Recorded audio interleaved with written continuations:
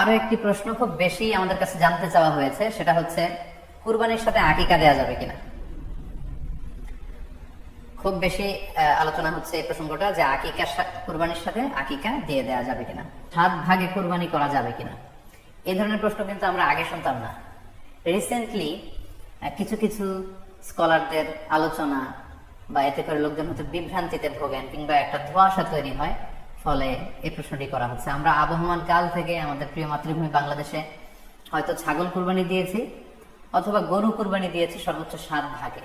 So এটা আমাদের সবার কাছে জানা ছিল, এ নিয়ে আগে সংশয় ছিল না। ইদানিং কালে অনেকের মধ্যে এই বিষয়ে সংশয় জেগেছে। কেউ কেউ বলে থাকেন যে ভাগে যদি কুরবানি দেওয়া হয় 7 জনে মিলে, গরুতে বা মহিষে বা উঠে, এই ভাগে কুরবানি হবে না, এটা অনেকে বলে থাকেন। এই কথাটি আসলে ঠিক নয়।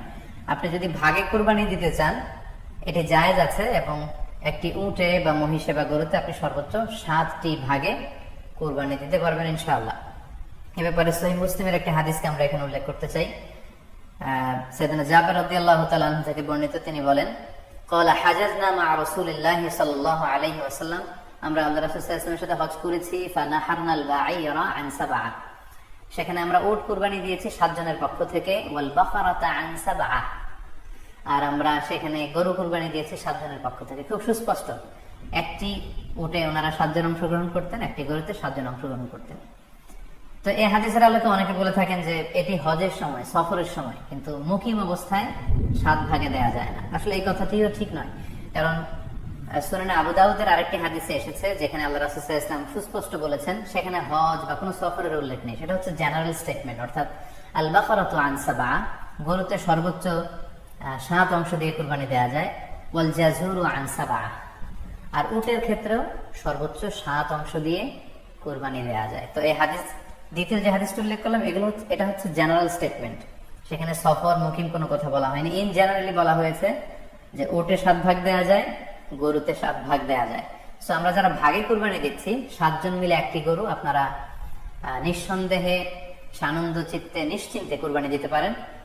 সহিহ হাদিসের আলোকে এটি সাব্যস্ত, এতে কোনো সমস্যা নেই ইনশাআল্লাহ। তবে ভাগে কুরবানিতে কিংবা যৌথ কুরবানিতে কয়েকটি বিষয় আমাদেরকে খেয়াল রাখতে হবে। নাম্বার 1 হচ্ছে নিয়ত। আপনাদের ইন্টেনশনটা ক্লিয়ার হতে হবে। প্রত্যেকেরই যাতে একই ইন্টেনশন থাকে, সবারই যাতে ইন্টেনশন থাকে যে শুধুমাত্র আল্লাহ তাআলার সন্তুষ্টির জন্য আমরা এই কুরবানি দিচ্ছি। এখানে কয়েকজনের যদি ইন্টেনশন থাকে যে আল্লাহর সন্তুষ্টি, অন্যজনের যদি নিয়তে ঝামেলা থাকে, তাহলে কিন্তু কুরবানিটা প্রশ্নবিদ্ধ হয়ে যাচ্ছে। কারণ ইন্নামাল আমালু বিন্নিয়াত, মানে ইন্নামা সাওয়াবুল আমালি বিন্নিয়াত, সমস্ত কাজের প্রতিদান দেয়া হবে আপনার ইন্টেনশন বা নিয়তের উপর ভিত্তি করে। সো এজন্য যারা খুব বেশি মুখলেস, খুব বেশি মুত্তাকি, তারা অনেক সময় যৌথ কুরবানি দিতে চান না।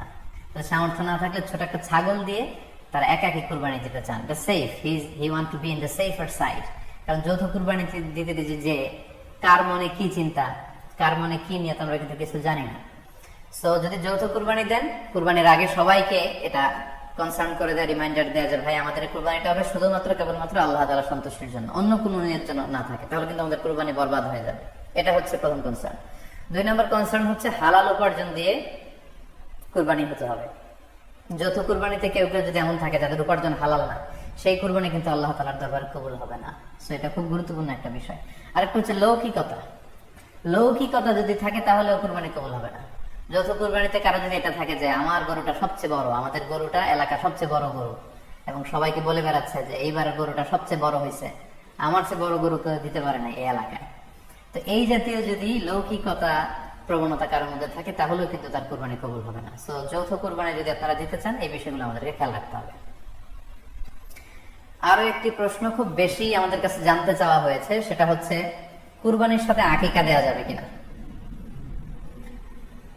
খুব বেশি আলোচনা হচ্ছে এই প্রসঙ্গটা যে কুরবানির সাথে আকিকা দিয়ে দেওয়া যাবে কিনা। এক্ষেত্রে আমরা উত্তরে বলবো যে কুরবানি এবং আকিকা আপনাদের খেয়াল রাখতে হবে যে ভিন্ন দুটি ইবাদত। প্রথম কথা হচ্ছে ইবাদত ভিন্ন দুটি ইবাদত। কারণ কুরবানি এটা বছরের একটা নির্ধারিত সময়, জিলহজের 10 তারিখে, এবং তারপরে আরো 2 দিন বা 3 দিন, এই সময়গুলোতে আপনি কুরবানি করতে পারবেন। তাহলে এটা হজের মৌসুমে জিলহজ মাসে করতে হয় কুরবানি। কিন্তু আকিকা কিন্তু এরকম না। আকিকাটা যে কোনো মাসে হতে পারে। আকিকাটা হচ্ছে নবজাতক সন্তানের ভূমিষ্ঠ হওয়ার পরে শুকরিয়া স্বরূপ আল্লাহর কাছে যে কুরবানিটা করতে হয়, সেটাকে আমরা বলি আকিকা। হাদিসে এসেছে আকিকা।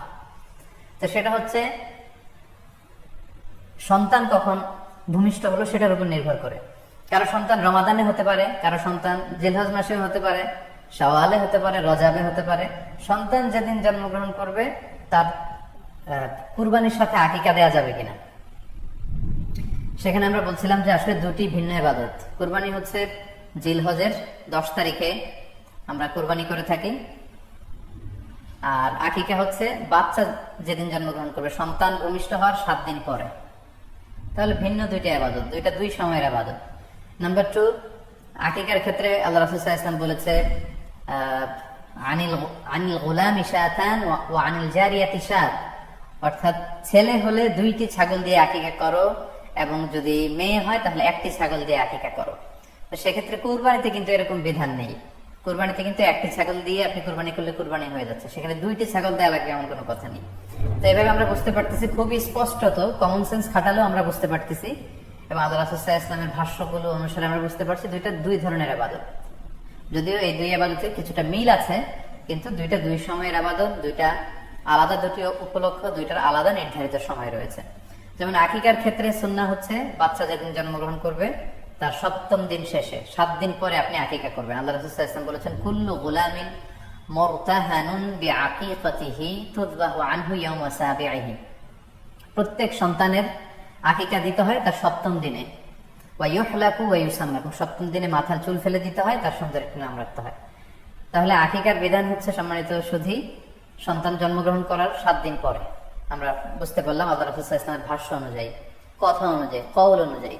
এবার যদি আমরা আল্লাহ রাসূল সাল্লাল্লাহু আলাইহি ওয়াসাল্লামের আমল দেখি, ওনার ব্যক্তিগত আমল কি ছিল, সেক্ষেত্রে আমরা সহিহ ইবনে হিব্বানের একটি হাদিস উল্লেখ করব, যেটিকে ইবনে হাজার আল আসকালানী উনি ওনার ফাথুল বারীতে সহিহ হিসেবে উল্লেখ করেছেন।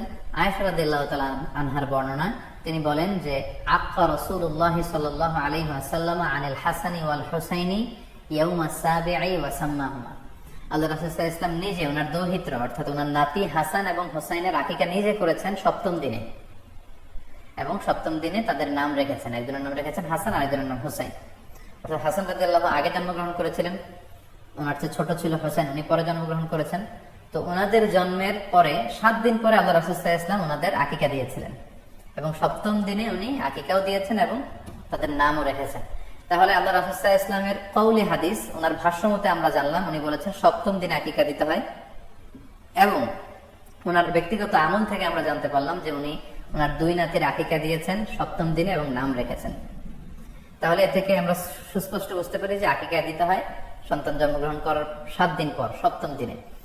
যদিও তবারানীতে আরেকটি হাদিস এসেছে যেখানে বলা হয়েছে যে আকিকা 7ম দিনেও দেয়া যায়, 14তম দিনে দেয়া যায়, 21তম দিনে দেয়া যায়। যদি 7ম দিনে কেউ দিতে না পারে কোনো কারণে, তাহলে 14তম দিন, না পারলে 21তম দিন।